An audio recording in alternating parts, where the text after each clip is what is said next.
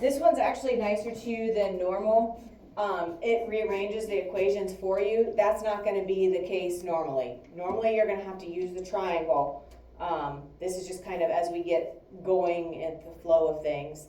The other thing, different font, bold. It says, remember, whatever you do to your numbers, you do to your units. That will help you determine what the units need to be for your answer.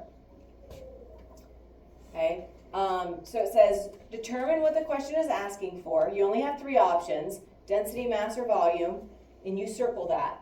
And then underline the information that's given, like Jacob said, the numbers, right? Choose the equation to help you answer the question. Include units, round or don't round, that's totally up to you. But make sure that your units actually match the variable that you are solving for. So mass will have some version of the gram. For volume, you're going to either have the milliliter or the centimeter cubed. And then if you're solving for density, it's that combination of a mass unit divided by the volume unit. It tells you here. There's no reason for you to get stuck or not be able to do it. If you don't remember, reread these directions. Okay?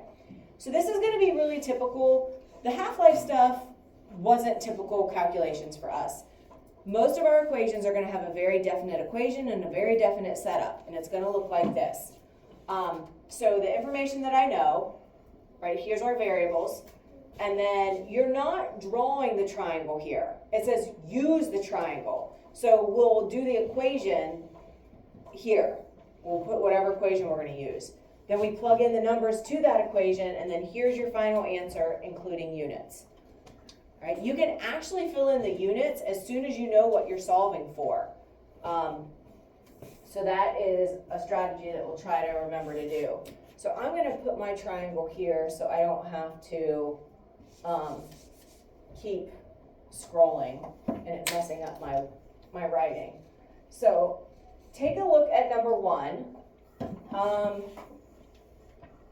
Let's see. Allison, will you read number 1 for us while I'm putting my triangle up here? There is a sample of 21 grams of zinc. Is that Yep. Its volume is 37 meters cubed.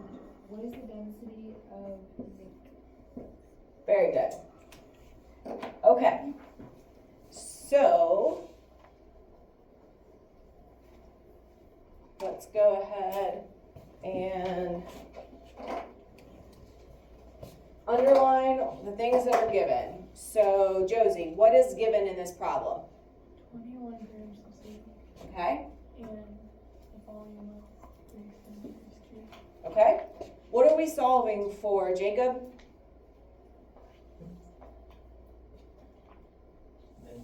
Good, circle it.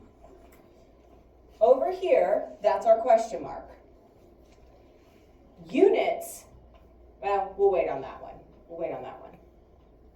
Okay, so let's identify our other pieces of information that we already underlined up here. All right, so Owen, what is the mass? 21 grams. All right, and if you're not sure, this one says volume is 3, so then this one would have to be mass. Or recognize that gram is a mass unit. So it says right here, volume is 3, so I can put that in. When I'm doing my work, I typically don't put in my units. You're welcome to, but I like to focus on the numbers and make sure I have that so it's not confusing, like with a bunch of extra stuff, and then at the end put the units. You're welcome to do the units as we go if you want, but I just think it kind of clutters things up. So I'm solving for density. So I go over to my triangle. What equation am I going to use, Dorian? If I cover up density. All right, so just write that. D equals M divided by V. D equals M divided by V. I like to do it as a fraction, not like this. People make more mistakes doing it like this. Don't know why, they just do. So now I'm going to plug in. D equals 21 divided by 3. And when we do that difficult math. What do we get?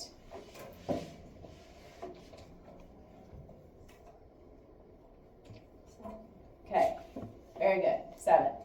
So my number is 7, but that's only half of what I need. I need the units. So the mass was in grams, and the volume was a centimeter cubed. And so whatever I do to my numbers, I do to my units, and I just have to divide them. So this is where my units come from, a gram per centimeter cubed. That is the complete answer. Now, is this thing a solid or is it a liquid? What do you think, Addie? Solid or liquid based on those units? It is a solid, not because of the gram. Gram would be in both, but because of the volume unit. There's no liter listed. So no liter means no liquid. Okay?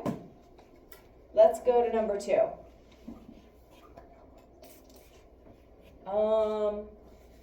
Let's see. Josie, would you mind reading number 2? Lead has a density of 11 grams per centimeter cubed. What is the volume of 55 grams? Good. All right. So, let's see. Lauren, give me the 2 things that we need to underline. 11 grams centimeters cubed and 55 grams sample. Good. 55 gram sample. What are we solving for here, Xander?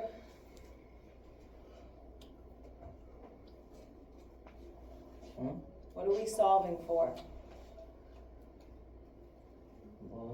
Circle it.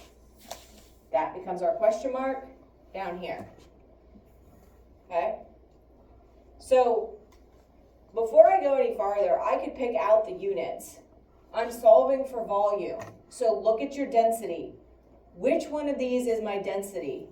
Or excuse me, which one of these is my volume? Is gram my volume unit or is a centimeter cubed my volume unit? Jack? It is a centimeter cubed. Since I'm solving for volume, I can steal that from the density and put that before I even know my number. Or we can wait and do it at the end, but you can do it ahead of time with these ones. Okay, so density was 11.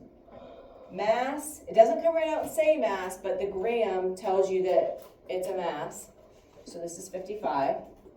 So now we're going to solve for volume. So I go over to my triangle. I cover it up. What equation am I using, Allison? D divided by N? Or M divided by D? It matters, yes. M over D. The order matters. Plug it in. 55 divided by 11. What am I left with? Good, 5. Here's where the units come from. 55 was a gram.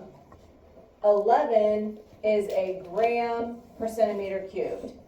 I have to divide those. So a gram over a gram cancels, according to algebra rules, and that's where my units come from. So my answer, complete, is 5 centimeters cubed. Okay? And that's as hard as it gets. So we will stop.